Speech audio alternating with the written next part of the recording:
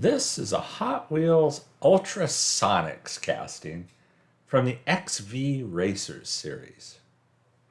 These have a gyroscope inside of them that help propel them as you run them over the ground. Now, these were produced from 1986 to 1987 and shouldn't be confused with the later Motorized X-V Racers. You may notice the tires are missing on the back wheels. There's rubber tires that are supposed to wrap those, but they're gone. This has obviously been kid painted or somebody painted black. It's originally a yellow casting with chrome windows, chrome engine. But the XV apparently stands for experimental vehicle. So yeah, it's a little different than your typical Hot Wheels. As you see there, there's this big bulky area in the back. The axles are extra thick. So I get this thing apart. It's not glued together. The top half of that cover in the back is just press on. And so I just kind of worked it. And there you see the gearing. And you see that weight, the gyroscope weight, that as you run this thing over the ground, it builds up spinning momentum and helps propel the car. It keeps it going. There you see the gearing. Yeah, it's a weird little casting. I don't know why. I really like it. It's odd. And I wasn't quite sure what I wanted to do with it. I knew I wanted to make it look better. And looking at the wheels, there's a lot of rust, there's a lot of dirt. And I end up cleaning all of this off as best as I can. But the gearing works fine. The gearing really isn't worn, fortunately. There you see. You spin the wheels, they just keep spinning. The front is just an axle. So I tried just unscrewing those wheels off of there and they wouldn't come off. But I needed to throw this thing in the stripper. So, I had drilled it previously to get it apart, but here I'm drilling it and I don't tap this. I use a self-tapping screw on this, as you see here. It only has the front post and there's a tab on the back half of that base. All of the base is plastic. The top is metal, base is plastic, and the glass is plastic. Glass needed to go into super clean because that black marker or paint and the remaining chrome needed to go. The tops of the exhaust were worn a little bit, and I do sand those off camera trying to get them back into shape as much as I can, but I didn't want to lose much of them either. And so I do what I can with those, but I get the chrome off of there, and the wheels, there was no way to pull them off. So I just cut them off. And I'm kind of going quickly through some of these. It took a while to do some of these things just because I was really unfamiliar with what I was working with. So I chop off these back wheels, and I end up deciding to put real riders on this. And there's some oversized real riders from an X-Men casting, the COE X-Men casting.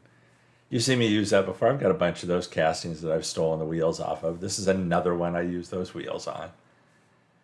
Yeah, there's some carpet, hair, stuff combination wrapped around the axles, but I get that out of there. Pulled it apart, got the axle out of the gear, just brute forced that apart. And again, it's just dirty in there. The axles are rusty a little bit, and I do clean them up as much as possible. I got rid of the rust and polished them up, and you can see all the scraps. So here you kind of see it all apart. There's the axles. The body's been stripped at this point. The chrome has been stripped at this point. These parts need to be washed still, as you can tell from that. But it's an interesting contraption that they came up with. And I'm lucky in that it wasn't really worn. I mean, there weren't any broken teeth on the gears or anything like that. So I'm kind of figuring out, okay, at first I thought about just replacing it with just a bare axle and not doing the gearing. And I thought, no, where's the fun in that? And, so after cleaning the axles, I forced that axle back through the gear. And again, this is a combination of just patience and pressure, getting it to work as best as possible. And I got it in there. And then it's really simple. There aren't that many pieces to this gearing. It's pretty obvious how it all goes together. And if I had forgotten, I have the video I can go back to and check. But there you see it. And you basically just press it back together. And there I was testing to make sure the axles were still spinning. And the front axle's no problem at all. It just sits in a groove. It's the back axle that's the troublemaker on this. So sure enough, once it's in there, you spin the axle and it keeps spinning because of the weight that's in there. The gyroscopic weight that keeps it going. So there you see the wheels that I chose. And so obviously I'm not using the real thin axle that they originally have. And again, a thin axle. And these axles are much thicker than that. So what I end up doing, I drill the wheels out. Not too much. I still keep it where they're a little snug. And then I use plastistruct cement that you see here. And I just kind of drop some of it into the holes to soften the holes up a little bit. It's not to glue it in place because this isn't really glue. This melts plastic together. But one of the benefits of it being something that melts plastic together is it softens the plastic. And so I take advantage of that to soften those holes up just enough to get the axles in. And you see, I already have done it on the top half up there. Now I'm doing it on the front axles. So once that was done, I decided, what the heck, I'll drill some holes in the back exhaust just because there weren't any indentations at all. So I put little indentations, probably not big enough, but okay. Cleaned up the body. Had it pretty well buffed out at that point with the buffing wheel, just to kind of see what I had to work with. Casting was in really good shape. I was really pleased with it. I do end up having to file it in a lot of areas. Above the, that section you see me filing there was oddly rough, not from wear. It didn't seem like wear. It seemed like it was a poor casting. It seemed like it just had some odd roughness to it. And maybe it's due to age. I don't know. Maybe it's a poor casting. But I file out some of the casting lines there on the sides. I don't want to file away the door seams. So I'm just kind of cleaning it up a little bit so I get it where I want it. And, I'm pretty happy with it at this point. I go over it with the buffing wheel again after this. But I'm really happy with the casting at this point. So I go to the usual IPA, isopropyl alcohol, to clean the casting before paint. I like to dunk it in there. That works well for me, or at least it has. I dunk it in there and then take one of the shop cloths, the blue shop towels, shop paper towels, whatever you want to call them. Wipe off any residue that's on the body. There's always something left behind after you file and everything. Hit it with Rust-Oleum Maui Blue enamel. Love that color. And there you see it. After the paint. I love that color. I know I've used it on probably too many things. You've probably seen it too many times. But I had a set of Second Chance Red Wines decals laying around, golf themed. I used them before on a Red Wine Club casting that I just added decals to. And so these were like leftover decals from that set. And that's the nice thing about all the Second Chance Red Wine sets, is you have typically more decals than you really need to just do one casting. I think they kind of figure in case you screw it up, you've got some extras. And so it was a matter of just cutting this stuff to the size I wanted. Fitting that into that hole where the tab goes in was fun. And I do some of this off camera because, well, again, this was a lengthy process of me getting it where I wanted it. And there was a lot of kicking and screaming involved. That's why I do voiceovers. Yeah, there's definitely a reason I do voiceovers.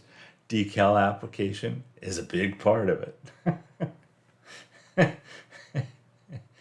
So there you see the back ones are on, and now I do the ones on the front, and then I do the ones on the top above the driving compartment. I did cut the center top of that before I applied it so that it could wrap around the base of that windshield a little bit better. Even though I use micro set and micro sol, with the micro sol softening the decal later, that would have been a lot to ask of it. And so cutting it just makes it a little bit better to wrap around there. I do it when I can, if I'm thinking about it and I realize that I'm asking it to make quite a bend and I don't want a lot of wrinkles in the decal that the micro sol might end up having to do to adhere to the body, to do that contour adhering that it does. But there you see it after all the decals. Pretty happy with it at this point. I like the decals. I was really happy with these decals on here. There you see it after the clear coat. I detailed the tail lights. I didn't detail the what I'm assuming are fuel caps on the back by the engine up there. I'm guessing that's what they are. But I assume those would be painted on the actual car. If not, so what? I wasn't going to do it. This part was a little awkward. Oddly enough, the wheels just sit in there. There's nothing to hold them on the front half, and I'm clumsy, as you see.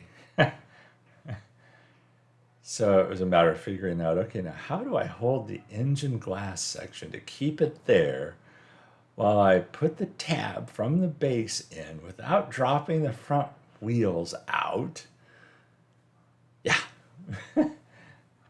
That center gyroscope section forces you to have these back wheels out as far as they are. It would have been nice to sink them in further, but yeah, you just can't. Again, the single screw in the front. I did put a magnet on the screwdriver this time, I was thinking. So there you have it. It's assembled at that point. I think it's cute as heck. But here, hopefully you can kind of tell how it propels with the gyroscope. So there's how it originally looked. Kid painted, somebody painted. I'm assuming that's paint. Maybe it was marker of some kind. I'm thinking paint. But yeah, it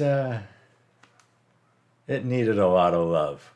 And so I decided I really just wanted to give it a kick, give it a fun look. I didn't just want to paint it yellow with chrome windshield like the original. The original had, what was it, X11 on the decals on the side. I think it was X11, something like that. But I think the Gulf livery on this is pretty funny, actually. So hopefully you enjoy this build. I sure had fun doing it. There's some glamour shots coming up. So hope you like this. I'm doing all kinds of bizarre little castings lately. So everybody stay safe and healthy out there. And I'll catch you in the next one.